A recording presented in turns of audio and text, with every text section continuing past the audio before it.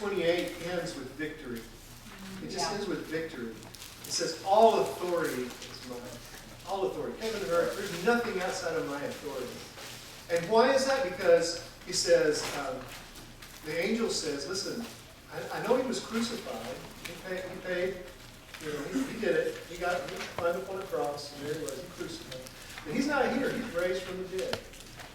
And all authority is here. Listen, guys, if you're on the side of somebody who can't die, has all authority, and then promises that he will be with you every day until the end of the earth, you're on a winning team. Amen. You can't lose. Right? Some people look at that idea, you know, he has all authority and he loves me, and they make a theological problem out of that. They ask the question, well, if that's true, then how come I have cancer? How come my mama died? How come my child died? You know, why am I sick? And they make a theological problem, really, out of the fact of the authority and power and deity of Jesus Christ. There's another way to respond to that authority and power of Jesus, and that's to think of it like this. If Jesus has all power, all authority, he's with me and he can't lose, then I don't have to be concerned about anything. I can literally live my life, my Christian faith. I can live it wide open for God.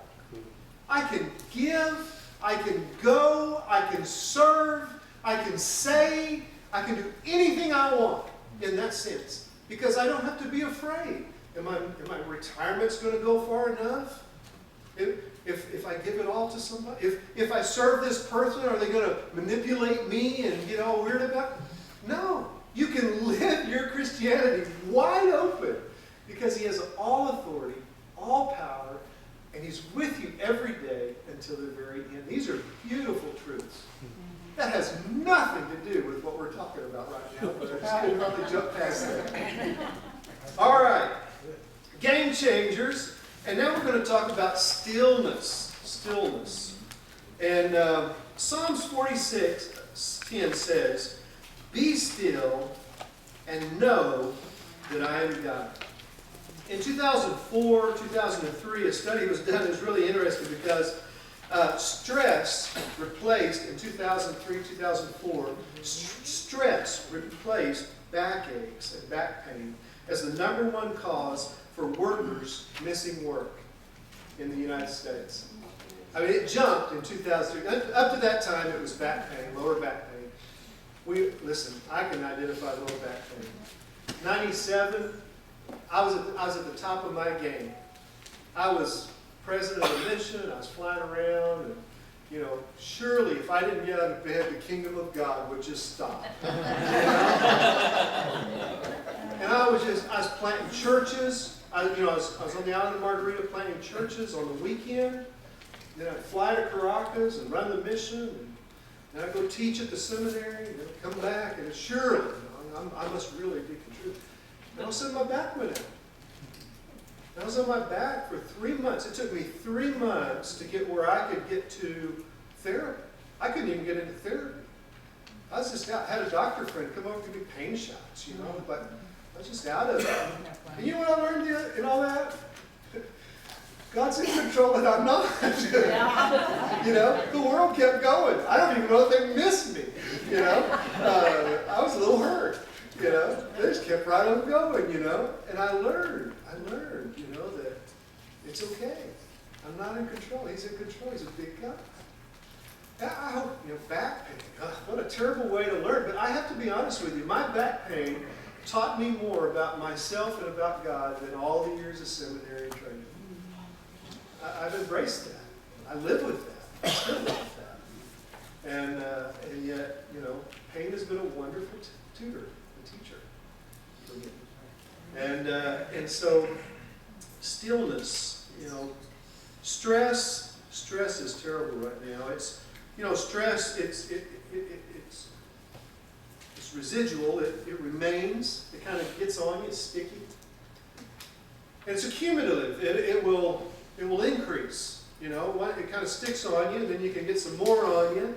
Pretty soon, you're just carrying it. You know, it's just heavy. It's in your pockets. It's, You know, you wash your clothes, but then the stain is still there, and you just carry it. You wake up in the middle of the night, 2 o'clock in the morning, your brain is going, and you think, oh my gosh, you know, I've got to think about this all the time. And stress, it's killing us.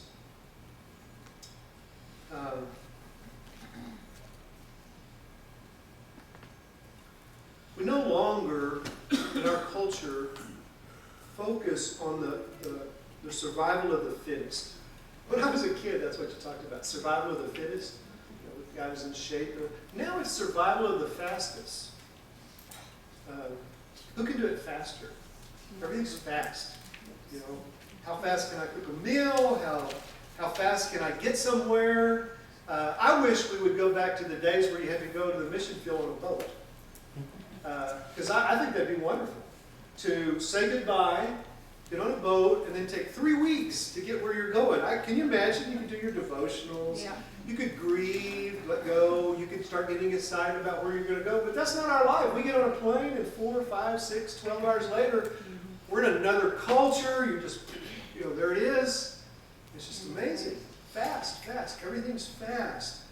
And now it's the survival of the fastest and not the fittest sometimes. Our fear sometimes is that we're going to be found out by some human authority somewhere and be disappointed with us that our schedules are not crowded nor full, and that our appointment list is not full, obligations, commitments. You know, we just live in fear that somebody's going to find us not doing something. And so we're so funny about this because, you know, if you were to come into this room this afternoon and one of you are sitting over here in the chair just being quiet, if you walked in, most of us would go, "What you doing?" "Oh, I'm just sitting here being so." "Oh, nothing." You know, "Well, let me just sit down and interrupt you." That'd be nothing, guys, that you're being still. You know, like, "Oh, you're doing nothing." You know, we think of it that way. It's our culture.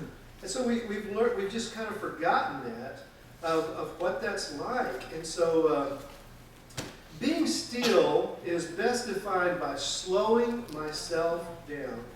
That's one of those underlined things, slowing myself down. Stillness is the gift that will allow us to come to our senses. And I would just say that without stillness, we have eyes and we don't see. We have ears and we don't hear without stillness. I try to think of an illustration of this. This is a thing of water. It's been sitting here. I brought it in this morning. But you don't want to drink this. I was a little afraid Andrew was going to drink it, but I would have let him. But it actually has dirt in it. Oh, no. Yeah, he would have been okay. It's clean dirt. But you see what happened with that? You know, if I move this, if I keep moving this, it never gets clear. It would stay like this. As long as I move it, it's going to stay like that. And the problem with that is you can't see through it. It will always stay murky. As long as there's movement, even slight movement, it'll stay just like that. But if I were to set this down, and we were to leave it, in just a short amount of time, really sometimes, that would all settle, and that water was clear, wasn't it, when I picked up that glass? That's how our lives work. That's how we were created. We weren't created to be in constant state of motion. It's when we get still that we get clear on things. And so you have to take time for that. A good formula for that is stillness plus quiet plus rest plus solitude equals experiencing God. I get people all the time that ask, "Well, I just can't discern the Lord's will in my life about this." And I go, "Well, tell me what's going on in your life." And they describe this life. It's just going, and there's just nervous energy, and I want to know God's will, and He's not telling me. And I'm like, breathe. Stop. Get still. Rest. Think about it. Have a good meal. Pour some salt in a bathtub. Take a long hot bath. Go to sleep in the bathtub if you need to. But let things get slowed down. Because when we do that, we start to really understand and get clarity about God. There's many biblical examples of this. One of them was found in 1 Kings 19. This is Elijah. You remember Elijah? He's been out. And now Elijah's primary job was to talk about the drought. But a little sideline was he had a little fight with some priests. You remember the story? The priest of Baal? Yeah. And you have this whole standoff thing, and he wins. And man, he slays them. He kills all of them. And he has this amazing confrontation, amazing victory. And he's thinking, man, I got it, you know. And then, and this wasn't his real assignment. His real assignment was about the drought. That was really his assignment. This is a sideline. He almost gets distracted from the main thing God had asked him to do. And so here he is doing this, fighting with these Baal worshippers and the priest, and kills them all. And then, well, the queen finds out. And she says, listen, may God strike me dead if tomorrow at this same time I don't have your head on a platter, dude. The Bible says he got afraid. Yeah. And he took off running. He and his servant, they took off running, and they ran a long way.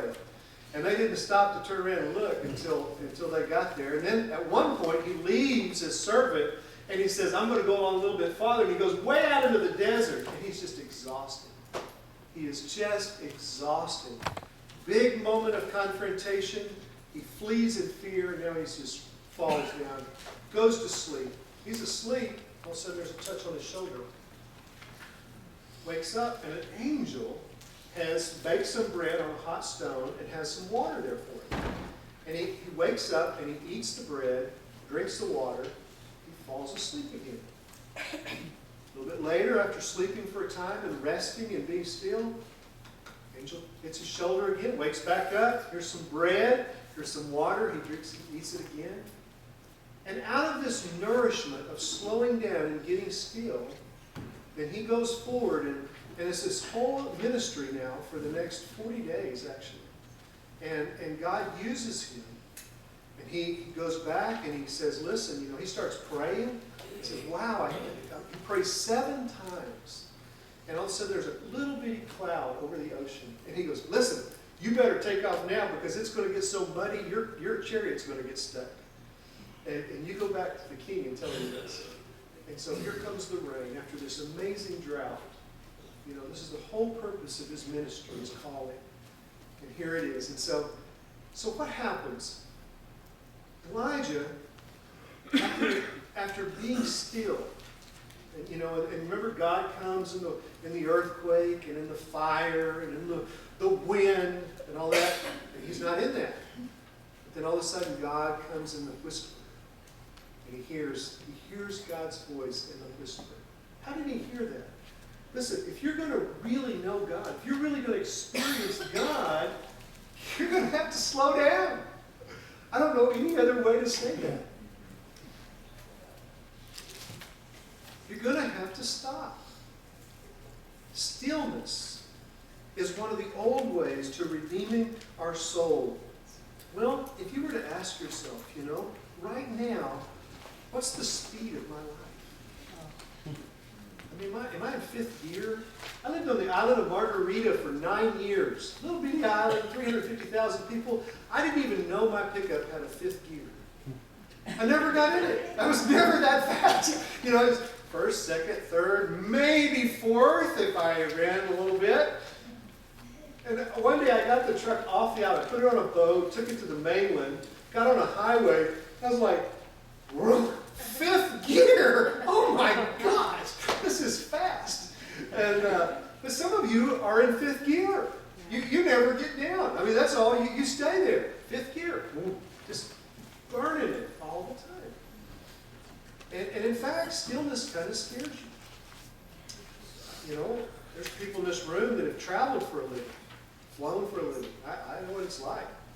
And you go about a week without flying, and you start getting anxious, you know, and maybe I'm not really working hard, maybe I'm not important anymore. And, you know, you get nervous. We stay in such constant state of motion, we don't know how to be still.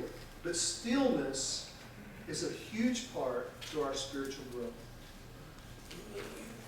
The next one that I want to talk about is rhythm. Rhythm. Have you enjoyed the music? Yes. I love hearing these guys. I love these guys. I would have came just to come to the worship. I really would have. I really enjoy it. It's hard to explain if you don't worship in your heart language all the time, and so when you get to, there's something about it. I just imagine that, in the Chinese church I go to, we have one Sunday a month where it's the blended service. It's in Chinese and Spanish. And so we sing every verse in Chinese, then we sing it in Spanish, and then we sing it Chinese and Spanish together. Oh. And it's beautiful. It's beautiful to listen to this. And music. Don't you love music? Someday, missionaries, we'll be out of a job. Jesus is going to come back, and there ain't going to be no more missions.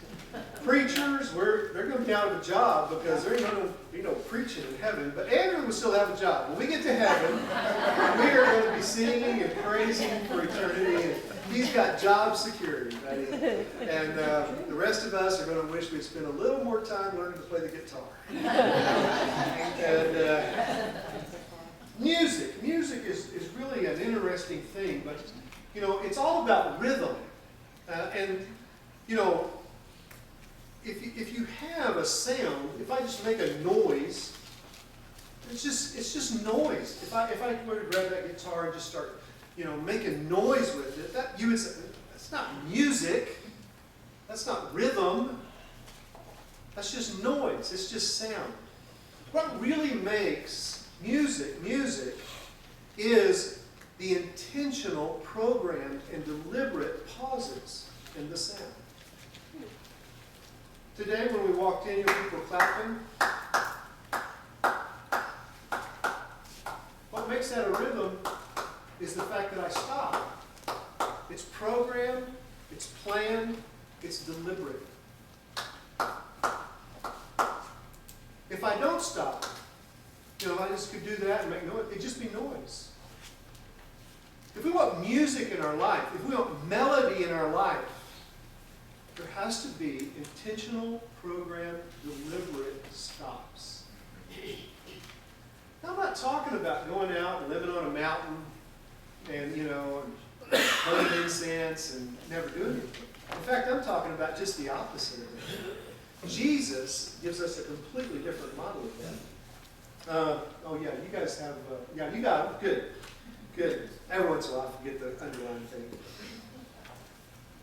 Living with a sustainable rhythm, and that's an important word, sustainable, is one of the most important aspects of coping with stress and caring for your soul. I used to talk about balance in my life. That was the term I would use. I want balance.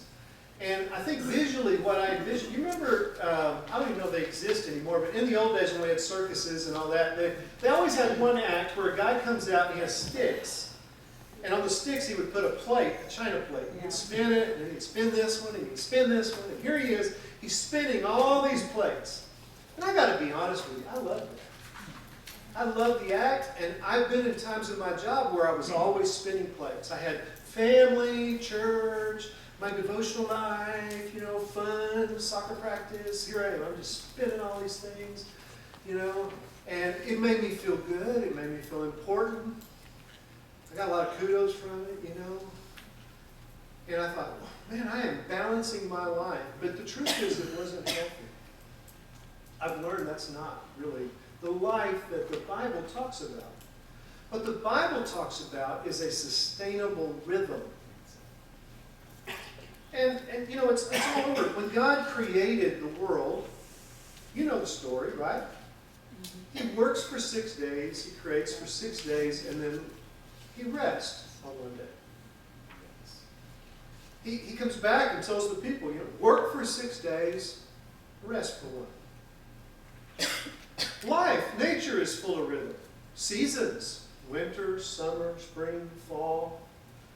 Morning, evening, night. We go to bed at night, we get up in the morning. There's a rhythm to that. We eat at least 3 times a day. We eat breakfast, lunch, dinner. Our heart beats at a rhythm. In fact, you would be kind of hard-pressed to find anything in nature that doesn't have a rhythm in it. An intentional act and then a pause. Jesus, he illustrated this in his own ministry. There would be times when Jesus didn't have time to sleep or eat. He was so busy. He was ministering to people, engaged on. But then he would withdraw. He'd take his disciples or go by himself, and they'd go up in the mountains and they'd pray, and they'd just be quiet. They'd just be resting. Sometimes it initiated with the rest. He would be up praying and fasting and all that, and he would come down, and then the ministry would be there. Sometimes it would happen. But what you see in the life of Jesus is these moments of activity and these moments of retreat and rest. That's rhythm. That's rhythm. It's a sustainable rhythm. And so I think the model for us then is to have these times in our life where we engage, we work hard, give it our 110%, and then withdraw and be quiet and rest. My traveling all the time. Brenda and I have learned that when we come in for a trip, we always take the first day back to just let our soul catch up. And that's hard to do. Let's be honest with you. We have to say no to some things. We have to be very intentional about that. We actually have to write it on our calendars the day after a trip. And when people ask us, we go, we're sorry, we're booked that day. We can't do anything that day. We're already got some appointment.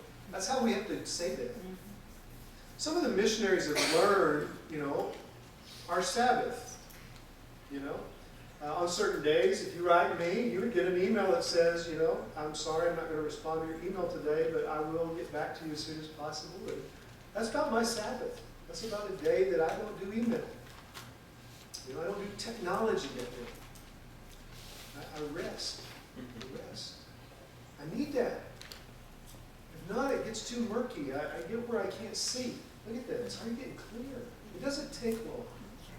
It's not days and months. It happens pretty quickly, actually, to get clear about God.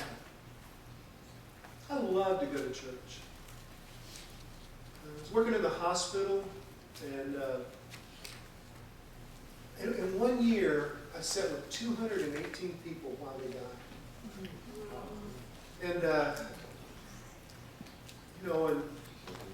every week, when I wasn't at the hospital, I'd go to church, and I would sit and worship.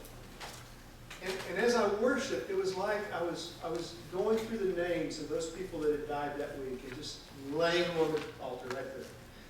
And you know what? That was so therapeutic for me. It was so healing for me to let that go and give that to Jesus through worship. What was God doing? He was allowing my time of worship to be a time of rest, to get clarity. Perry, you weren't responsible for that death. That wasn't your dad. That wasn't your wife. That wasn't your child. And see, I could get clarity. So it's important for us. There's a writer in the Bible. He was considered one of the wisest people of his in all the earth. And he wrote a book, Ecclesiastes, and he talks about rhythm. And so there's one of the old disciplines. You're starting to hear about it now. It's really been interesting because I'm starting to hear people talk about it again. But it's actually a very old practice. And it's Lectio Divina. That's what it's called. Lectio Divina. And divine reading. And in divine reading, there's the reading, there's the meditation, there's the prayer, and then the fourth movement of that is contemplation. That's the four movements of Lectio Divina. And so what I'd like for us to do right now is I'd like you to get kind of still. And we're going to let the Word of God speak to us. We're just going to practice. Okay? And so I'm going to read this 3 times. The first time, I just want you to listen. Just listen. Listen. Music is interesting. We could take each verse and each note and we could analyze that how long is that pause? But we don't want to do that yet. We just want to hear the song, hear the melody, hear the opera. We're not going to analyze it yet. We're just going to hear the song. And I'm going to read it the first time. I just want to hear it. Just listen to it. Listen to the rhythm of it. Then we're going to go back and read it again, and I want you to just ask the Lord, Lord, is there something I need to hear in this? What is the time in my life right now? Are you saying something to me about this? What is the season of my life? What is the rhythm of my life right now? And then I'll read it a third time. And I want you to ask the Lord, Lord, I want you to just bring this home for me, and I want you to speak to me about what you would like me to do with this, to contemplate about how this needs to affect my life. Do I need to make changes? Do I need to say thank you, Lord? I realize you've won a victory in this season, in this moment, in this time, in this beat, in this rhythm of my life. Is it okay if I do this? Yeah. You're comfortable with it? Oh, yeah. Okay. Let me just read it the first time. There's an opportune time to do things, a right time for everything on the earth. A right time for birth and another for death. A right time to plant and another to reap. A right time to kill and another to heal. A right time to destroy and another time to construct. A right time to cry and a right time to laugh. A right time to lament and another time to cheer. A right time to make love and another to abstain. A right time to embrace and another to part. A right time to search and another to count our losses. A right time to hold on and another time to let go.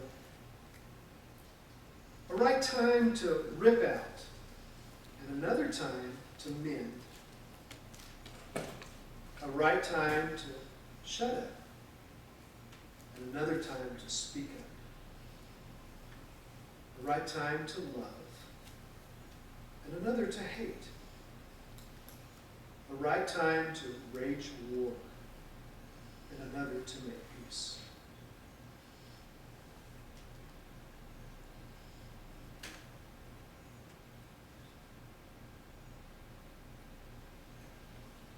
Ask the Lord just to speak to you through this passage.